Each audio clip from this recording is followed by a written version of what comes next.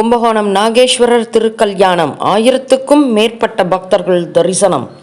நாகதோஷம் போக்கும் முதன்மை ஸ்தலம் என போற்றப்படும் பாடல் பெற்ற கும்பகோணம் நாகேஸ்வரர் கோவிலில் நடைபெறும் பங்குனி பிரம்மோற்சவத்தில் இன்று இரவு சுவாமி அம்பாள் திருக்கல்யாண வைபவம் கோலாகலமாக நடைபெற்றது. இதனையொட்டி சிறப்பு அலங்காரத்தில் சுவாமியும் அம்பாளும் தனி மேடையில் எழுந்தருளி காட்சி கொடுக்க சிவாச்சாரியர்கள் மந்திரங்கள் முழங்க யாகம் வளர்த்து பாரம்பரிய வழக்கப்படி தங்க மாங்கல்யம் அணிவித்து மேள வாத்தியங்கள் முழங்க திருக்கல்யாணம் வைபவத்தை நடத்தினர்.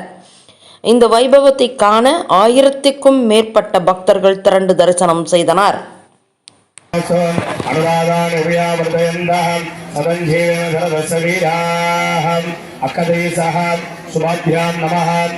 शुक्लां वरदं विष्णुं दधिवर्णं चतुर्भुजं प्रसन्नवदनं ध्यायेत् सर्वविघ्नोपशान्तये संहितया प्राणानायम्याम् अमृतं ब्रह्म भूर्भुवः सकलभुवनसृष्टिस्थितिसंहार सर्वभावानुग्रहेश्च पञ्चकृत्य सपञ्च सकलनिष्कलसुरेणत्रे परशिवगोत्रोद्भवस्य सिद्धान्त प्रसिद्धेश्वर तंत्राभिष्टैस्य अनिमादि अष्टैश्वर्य पदाभिय मनोन्मणि रमणि குடும்பங்களிலே கல்யாண வைபவங்கள்லாம் நடந்தேறி எல்லாரும் எல்லா விதமான சௌபாகியத்தையும் பெறணும் அப்படிங்கிறதுக்காக தான் சுவாமிக்கு திருக்கல்யாணம் பண்றோமே தவிர சுவாமிக்காக திருக்கல்யாணம் பண்ணல.